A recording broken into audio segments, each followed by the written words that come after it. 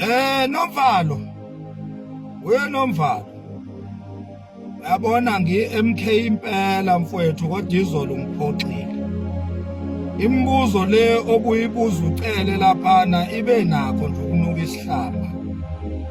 Ibe nakho nje impela ukunuka uthuvi. Imibuzo oyibuze uMagayi. Uyiqapheleke leyo nto Nomvala ngoba izosilahlekisela ngethemba isiphoxa. Ungabuzi imibuzo ngama feelings, ungabuzi imibuzo ngama emotions. Ngoba si community, si South Africa, siyakwazi ukubona uma ngabe I cross questioning yakho inflict ingenelelwe ama emotions, siyakwazi ukubona.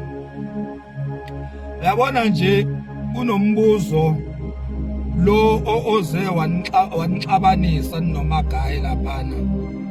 Lo mbuzo lona wokuthi kahle kahle bewungabuzi laphana. You was just casting aspersions. Laphana bewungabuzi wena. Laphana bewumhlohla. Kuthiwa yini ukuhlohla noma ukuhlonga? Bewumhlohla laphana ucele ungambuzi imibuzo umtshela uthi laphana ube reckless waphinda futhi laphana waba wrong. Uyabona lapho sewukhipha ijudgment before time. Ucele uyasixoxela si South Africa. Uthi uye njengo National Commissioner wafika umuntu i-civilian yazomxoxela indaba ezishaqisayo ngabasebenzi bakhe ucele abangaphansi kwakhe abasezingeni eliphezulu abahloniphayo. Le civilian izoxoxela ucele ukuthi hayibo uyazazi izinto ezenzeka la ngaphansi kwakho ucele uphezulu ngokweposition uGeneral National Commissioner uNational Commissioner uthi uKhethi Matlala who is a civilian wecele ngicela ungisize la naku ngi-under pressure. Khumbula uKhethi lo ekhulunywa ngaye akakabi isigebengu usayicivilian nje usawumuntu emphakathini njengabantu bonke. But umahluko ngaye ukuthi uyi high profile ngenxa ukuthi he's very rich usoma business. So kuza lo muntu oyilolo hlobo kuwe uzoxoxela izinto ezithusayo ngabasebenzi bakho ayithole kubo. Uthi uSibiya benabanye bangiphushela ekutheni ngihambe ngiyovula icala ngivulele uKhumalo ngiqambe amanga under oath ngithi mina uKhumalo uze kwami illegally wafike wantshontsha newashi lami elidura kakhulu elibizwa ngeRolex. Osibiya baphusha i-civilian okuKhethi Matlala ukuthi yenze leyo mkhuba leyo. And then i-civilian iyabona iposition yoSibiya ukuthi iyam-overpower. Ayikho enye indawo angaya kuyo uma ngabe esuka koSibiya because bonke laba abanye bangaphansi koSibiya ngokwamandla. Uza kuwe wena umuntu ophethe oSibiya, wena umuntu oSibiya abareporta kuye. Uza kuwe uzoreporta oSibiya kuwe wena cela. And then uma ngabe sebareportile labantu lemkhuba yabo, le propaganda yabo. Uma ngabe uKhethi Matlala seyireportile kucele. Uthini ucele? Uthi ucele cha. Yenza kanje. Hamba uye kuye uKhumalo lo oyivictim kulezi indaba ongixoxela ngazo. shona kuyi-victim uyoyivusa uyoyithiphisa uyoyitshela ukuthi hayibo kushubile. I-victim ilona iphoyisa vele uma ngabe indaba zifika kuyo i-victim iyawazi ama-channels njengephoyisa elisemthethweni okumele iwathathe against laba bantu abane-propaganda against yona.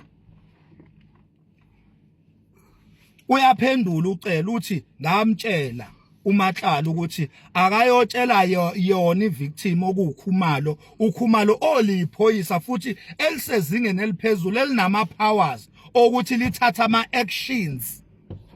And lento yokuthi lezi ndaba zithinta yena uKhumalo iyona-ke i-reason enkulu leyo, isona sizathu esikhulu-ke leso esidalwe ukuthi ngithi mina i-civilian ayiyise ngqo kumnikazi wazo indaba khona umnikazi wazo ezo-acta fast because uyathinteka. Uthini-ke wena Nomvalo uthi ukhasta ama-aspersions uthi ucele he was reckless ngokuthi azayohlala emzini wale civilian. Into yokuqala la wena usukhuluma kwi-stage la khona lo muntu owayeyi-civilian ngesikhathi ecommunicate nocele wayengeyisona isigebengu ngaleso sikhathi because abukho ubugebengu bakho babaziwa noma wawungam-investigator ngaleso sikhathi. Ayikho information owawunayo eyayingaba i-lead ye-investigation yakho. Manje wena just because usuyamazi uKhethi Matlala manje ngoba konke sekuvelile ukuthi uyisigebengu usuzo prosecutor ucele nge-information ne-knowledge oyithole manje nawe ngaleso sikhathi ucela akhuluma ngaso wawungazi ukuthi isigebengu lesi. And in a position yakho uMatlala yayi very locus, yayi very influential and attractive.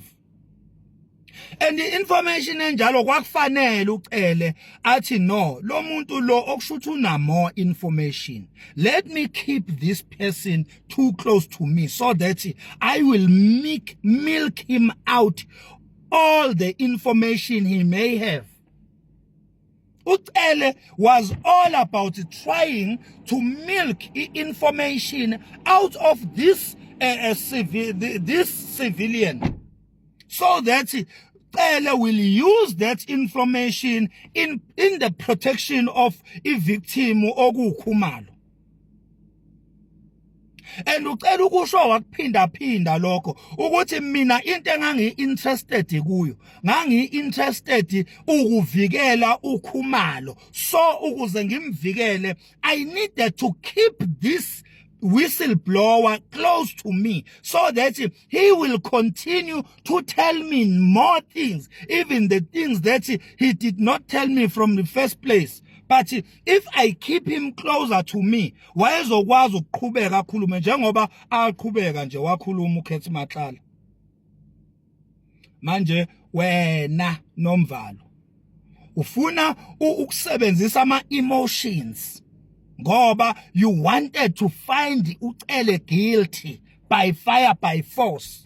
Even if into ucele ayikhulumayo it makes so much sense kuwena iyenze sense ngoba wena you want him in using your emotions, not facts. Ama-facts siyawezwa and are understandable.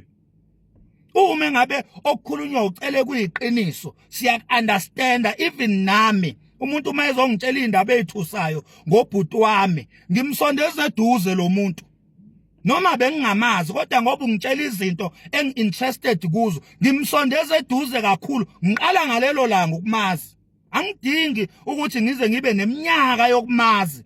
Ungitshela izinto engiyidingayo lo muntu ngiqala ngalelo langa ukumazi, ngizokwenza sure ukuthi ngimsondeza even more than ubhuti wami so that ngizokwazi ukuthola zonke izikhali engizovikela ngazo ubhuti wami. So ucele waye wrong kuphi? Waye wrong, yayi wrong kuphi Nunu? Hayi usiphoxile Nomvalo, usiphoxile mfowethu.